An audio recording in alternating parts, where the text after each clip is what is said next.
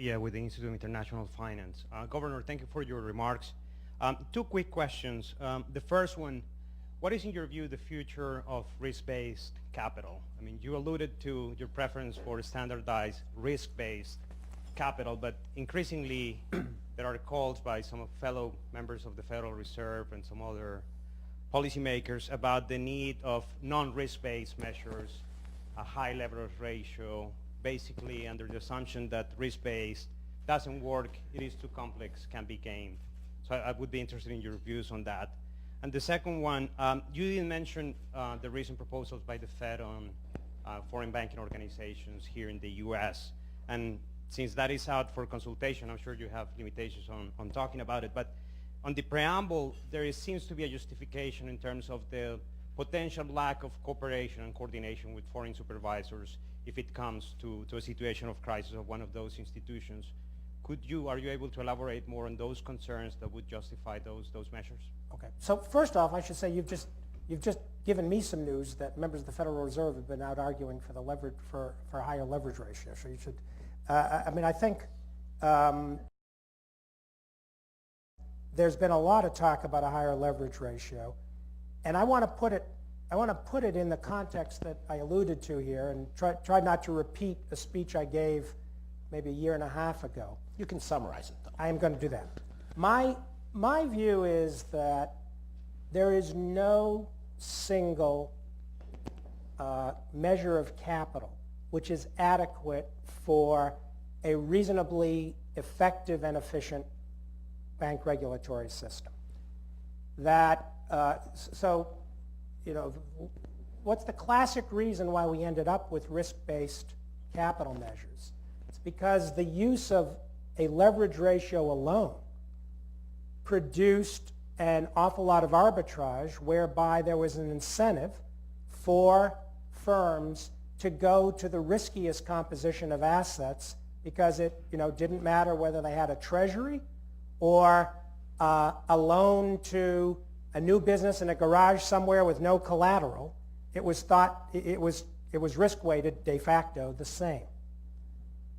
So that actually is what produced the sort of the move to risk-based capital. And if you look at the academic and policy writing in the early to mid-'80s, you will see that theme again and again and again. So we have risk-based capital, but risk-based capital has its own limitations, basically for variance on the same reason. And that reason is that once you start creating categories, there is opportunity for intentional or unintentional arbitrage within each of those categories. And particularly if you, the regulators, get something wrong, there's a hole in there, there's an opportunity for arbitrage, then the firms, again, have an incentive to load up on those kinds of assets which are de facto being underweighted. So the leverage, so the leverage ratio kind of provides a check, or as I describe it, a complementary role in making sure that there's a limit to how much of that can be done within the confines of an existing risk-based system. So that's why I describe the two as having a traditional complementary relationship. Within the realm of risk weighting, you can either have a standardized set of risk weights, which conceptually you can understand as a bunch of leverage ratios put together. You know, a leverage ratio for mortgage, a leverage ratio for corporate loans, a leverage ratio for sovereigns, put together, but obviously, by definition, somewhat more risk sensitive.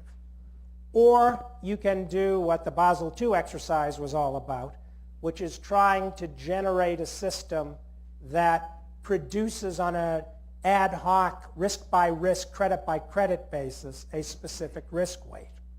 I've obviously, in the book and elsewhere, evinced some skepticism about the ultimate utility of that latter approach, but it's, you know, in force in much of the world today. I guess I would say that my present view is that there are three, maybe 3.5 measures of capital which can exist in a complementary framework each compensating for the shortcomings of the other, enough so that we contain the kinds of risks that we ought to be concerned about without requiring unnecessary levels of capital that could impede the extension of credit and thus stronger economic growth. The third that I would add, and I didn't say this in the book and wouldn't have said it 4 years ago, or 4.5 years ago, because it kind of didn't exist, is, from our point of view at least, our stress testing exercise.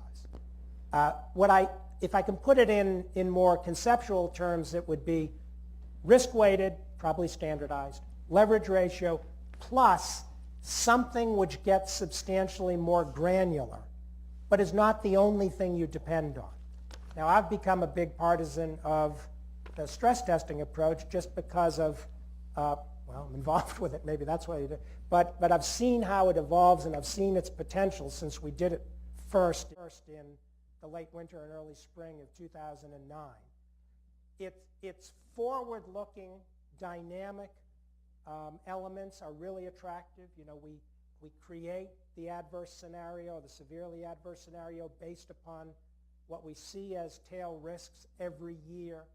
We are increasingly able to go into specific portfolios and make an assessment of those to minimize the amount of gaming that would exist in a standardized or models-driven environment. So I am partial to that as our third complementary measure. But you don't have to accept that. I think the key point is the measures need to work together and to reinforce one another. But again, I've never thought, and I continue to think, that no one of them is going to be adequate or central or the silver bullet. And that I did say in there. I just didn't have stress testing. Thank you, Adam. I didn't have stress. I just want to be clear, by the way, the Peterson Institute pays no royalties to its authors, so I get make no profits, so you know. We publish you as a public service, which obviously paid off.